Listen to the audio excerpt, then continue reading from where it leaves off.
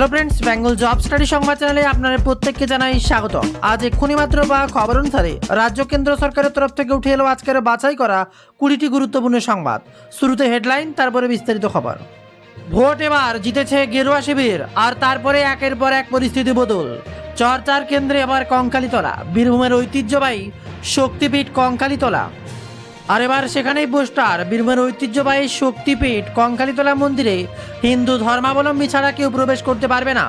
বাংলায় ভোট জয়ের পর মঙ্গলবার এমন নিয়ম জারি করেছে মন্দির চত্বরে। জানা যায়, বিজেপির নেতাকর্মীরা পুরোহিতদের সঙ্গে কথাবার্তার পরই মন্দিরের সামনে একটা হোর্ডিং টাঙিয়ে দেওয়া হয়, লেখা জয় মা কঙ্কালী।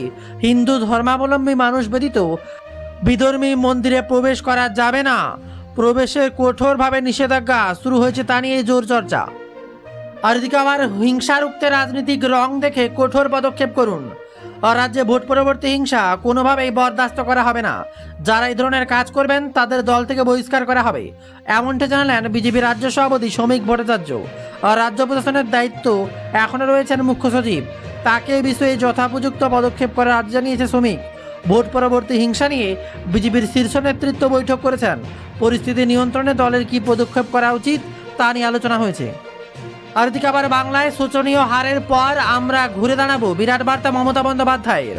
বাংলার শোচনীয় হারের মধ্যে বিদায়ী সিএম মমতা বন্দ্যোপাধ্যায় বলেন, বিজেপির 100টিরও বেশি আসন লুট করেছে। নির্বাচন কমিশন আসলে বিজেপির কমিশন। আমি সিইওর কাছে এবং মনোজ আগরওয়ালের কাছে অভিযোগ জানিয়েছি, কিন্তু তারাও কোনো পদক্ষেপ নেয়নি। কেন, কিসের জন্য? আমরা তো হারিয়ে নিয়ে যাব। হারলে আমি যদি শপথ নিতে যেতাম তাহলে আমি রেজিগনেশনটা করতাম। এখন তো কোয়েশ্চেন ডাজন্ট অ্যারাইজ। জোর করে দখল করে যদি কেউ মনে করে যে আমি কি রেজিগনেশন দিতে হবে, no, not that. Now also I want to say that we didn't lose the election. It is their forceful attempt to defeat us. Officially they may, through election commission, can defeat us, but morally I am telling you that we won the election.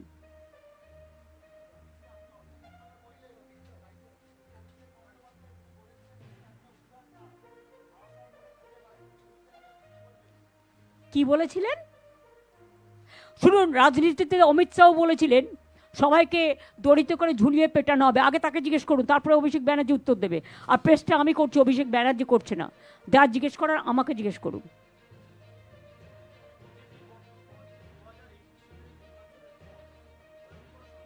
কোনো সন্ত্রাস হয়নি, সব মিথ্যে কথা। NIA থেকে শুরু কোনো পদক্ষেপ নেয়নি নির্বাচন কমিশন, কেন্দ্র বাহিনী এবং প্রধানমন্ত্রী স্বরাষ্ট্রমন্ত্রী যোগেশজি যা কিছু করেছে তা সম্পূর্ণরূপে বেআইনি। এটা একদম লুট এবং লুট। আমরা অবশ্যই ঘুরে দাঁড়াবো, বিরাট বার্তা বাংলার মুখ্যমন্ত্রী মমতা বন্দ্যোপাধ্যায়ের। আর এবার গেরুয়া শিবির যখন ক্ষমতায়, একটাই প্রশ্ন, কি হবে বাংলার মুখ্যমন্ত্রী? বাংলার মুখ্যমন্ত্রী পদের জন্য এবার শুভেন্দু কি ফার্স্ট বয়? বিরাট বড় খবর। রাজনৈতিক মহল বলছে এবার নন্দীগ্রাম ভবানীপুর থেকে শুভেন্দু জিতেছেন, যার ফলে তিনি সিএম চেয়ারে বসার অন্যতম দাবিদার। তাছাড়া দলের প্রচারের সংগঠন ও মুখ হিসেবে কাজ করেছেন তিনি।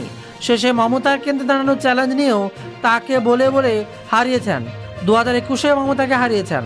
দুবার মমতাকে যে হারাচ্ছে তার নাম তাই সবার প্রথমেই আসছে, এমনই খবর সামনে। এইমাত্র আরও এক ভোট পরবর্তী হিংসার খবর সামনে উঠে এলো। নানুরে টিএমসি নেতাকে কুপিয়ে খুন। বীরভূমের নানুরে ভোট পরবর্তী হিংসায় বলি হলেন একজন। নানুরের টিএমসির বুথ সভাপতিকে কুপিয়ে খুন করার অভিযোগ উঠল বিজেপির বিরুদ্ধে। মৃতর নাম আবির শেখ। পরিবারের অভিযোগ, আবিরকে রাস্তায় একা পেয়ে বিজেপি কর্মীরা ঘিরে ধরে তাকে ধারালো অস্ত্র দিয়ে কুপিয়ে খুন করে। ঘটনাকে ঘিরে উত্তেজনা ছড়ায় এলাকায়। খবর পেয়ে ঘটনাস্থলে পৌঁছায় পুলিশ। অন্যদিকে কুলতলি ও পেটকুলচাঁদ এলাকায় বিজেপি কর্মীদের উপর হামলার অভিযোগ উঠেছে টিএমসির বিরুদ্ধে। অন্যদিকে আবার গৌতম দেবের ওয়ার্ডে তৃণমূল কার্যালয় ভাঙচুর। শিলিগুড়ির মেয়র গৌতম দেবের ওয়ার্ডে তৃণমূল কার্যালয়ে ভাঙচুর উঠল অভিযোগ। শুধু গৌতম দেবের ওয়ার্ডে নয়, 33 নম্বর তার দলীয় কার্যালয়ে ঢুকে তাণ্ডব চালানোর অভিযোগ উঠল। এবার কার্যালয়ের ভেতরে থাকা টেবিল চেয়ার ভেঙে দেওয়া হয়। স্থানীয় বিজেপি নেতা সুজয় বিশ্বাসের কথায়, এসব বিজেপির কাজ নয়। আমাদের দলীয় নেতৃত্ব এমন কোনো নির্দেশ দেয় না। যারা রাতারাতি মুখে আবির মেখে বিজেপি হতে চাইছেন তাদেরই কাজ এসব, এমনই বার্তা। আর শুধু এতেই শেষ নয়, একের পর এক বার্তা, দলের হিংসায় জড়িত জায়গায় যাওয়া যাবে না, আর রাজ্যের ভোট পরবর্তী হিংসায় কোনোভাবেই বরদাস্ত করা হবে না। বিজেপির কেউ হিংসায় জড়িত থাকলে প্রশাসন পদক্ষেপ করবে। দলে হিংসায় জড়িতদের জায়গা নেই। সাংবাদিক বৈঠকে এমনই জানালেন বিজেপির মুখপাত্র দেবজিৎ সরকার। একসঙ্গে তিনি এও বলেন, আর রাতারাতি অনেকে নিজেকে বিজেপির নেতাকর্মী বলে দাবি করছেন। বিজেপিতে এইভাবে যোগদান করা যায় না। অনেক মাদক ব্যবসায়ী নিজেকে বিজেপি বলে দাবি করছেন। বিরাট বড় খবর এবার সামনে আসছে। এরপরেই বিরাট বড় খবর, মমতার কড়া সমালোচনা বিজেপির। তিনি পদত্যাগ করবেন না। মঙ্গলবার সাংবাদিক সম্মেলন করে জানালেন তৃণমূল সুপ্রিয় মমতা বন্দ্যোপাধ্যায়।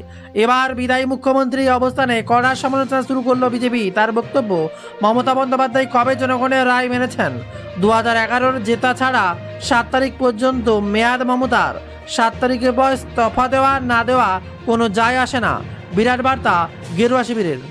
যেখানে খবর, এই কী ধরনের আচরণ মমতার? নির্লজ্জতার চূড়ান্ত সীমা ছাড়িয়ে গেলেন মমতা বন্দ্যোপাধ্যায়। জনতার রায়কে নির্লজ্জভাবে অপমান করল বাংলার বিদায়ী মুখ্যমন্ত্রী, এমনটা মত রাজনৈতিক মহলের। মমতা বলছে পদত্যাগ করবেন না তিনি। তারপরে ওয়াকিবল মহলের দাবি, স্বৈরাচারিতার সব সীমা ছাড়িয়ে গেছেন তিনি। 3বারের মুখ্যমন্ত্রীকে এই আচরণে মানায়। বিজেপির দাবি, 2011 ছাড়া কোনোবারেই জনতার রায় মানেননি মমতা বন্দ্যোপাধ্যায়।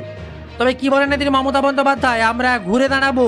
তিনি বলেন, আমরা লড়াই চালিয়ে যাব, ঘুরে দাঁড়াবো। মমতা জানান, বিরোধী জোট ইন্ডিয়ার শক্তি বৃদ্ধি করবেন তিনি। সকল বিরোধী নেতৃত্ব তাকে ফোন করে সমবেদনা জানিয়েছেন। ভোট পরবর্তী হিংসার খোঁজ নিতে অনুসন্ধানী কমিটি করবেন জানালেন মমতা বন্দ্যোপাধ্যায়। মমতা বলেন, আমরা যখন জিতেছিলাম বলেছিলাম কারো উপর যেন অত্যাচার না হয়। সিপিএমের কোনো পার্টি অফিসে আমরা হাত দেইনি, অত্যাচার করিনি। বিরাট বার্তা মমতা বন্দ্যোপাধ্যায়ের। তবে এরপরে আসছে প্রশ্ন, হেরে যাওয়া সিএম ইস্তফা না দিলে কি হতে পারে? পশ্চিমবঙ্গে সরকার করে চলছে বিজেপি। যদিও পরাজিত মমতা বন্দ্যোপাধ্যায় মুখ্যমন্ত্রীর পদ থেকে ইস্তফা দিতে রাজি নন। দেখে নেওয়া যাক সেক্ষেত্রে কি হতে পারে। মুখ্যমন্ত্রী রাজ্য বলে সন্তুষ্টি পর্যন্ত পদে থাকেন, আর রাজ্যপাল সাংবিধানিক ক্ষমতা বলে হেরে যাওয়া মুখ্যমন্ত্রীকে পদত্যাগ করতে বলতে পারেন, এবং তিনি পদত্যাগ করতে অস্বীকার করলে তাকে বরখাস্ত করতে পারেন, নয়তো কি রাষ্ট্রপতি শাসন। যদি সিএম হেরে যাওয়ার পরেও গদি আঁকড়ে থাকেন এবং সাংবিধানিক মেশিনারি অচল হয়ে পড়ে, তবে রাজ্যপাল পরিস্থিতি রিপোর্ট করে কেন্দ্রকে রাষ্ট্রপতি শাসনের সুপারিশ করতে পারেন। আইনত সংখ্যাগরিষ্ঠতা হারানো কোনো ব্যক্তি শাসন করার বৈধ অধিকার হারিয়ে ফেলেন। এমন অবস্থায় রাজ্যপাল সুবিচালয় বা প্রশাসনিক কর্তাদের সিএম কার্যালয়ের পুরনো আদেশ মানতে নিষেধ করতে পারেন। 7 তারিখ মমতার সিএম পদ ফ্রিজ হয়ে যেতে পারে। নিয়ম বলছে, বিধানসভা ফলাফলের পর রাজ্যপাল সংখ্যাগরিষ্ঠতা দল বা ভোটের নেতাকে সরকার গঠনের জন্য আমন্ত্রণ জানান। পুরনো মুখ্যমন্ত্রী পদত্যাগ না করলে, নতুন মুখ্যমন্ত্রী শপথ গ্রহণ করলে পুরনো সরকার স্বয়ংক্রিয়ভাবে বাতিল হয়ে যায়। সাধারণত ভোটের ফল ঘোষণার পর পুরনো মুখ্যমন্ত্রীকে কোয়ার্টেট বা তত্ত্বাবধান মুখ্যমন্ত্রী হিসেবে কাজ চালিয়ে যেতে বলা হয়, যতক্ষণ না নতুন সরকার গঠন হচ্ছে। তবে তার মাঝে বিরাট বড় খবর, বাংলায় আগুন জ্বলছে, রক্তস্নান গণতন্ত্র। পোস্ট করলো এবার টিএমসি। বিজেপি জয়ের পর একাধিক জায়গা থেকে আসছে অশান্তির খবর।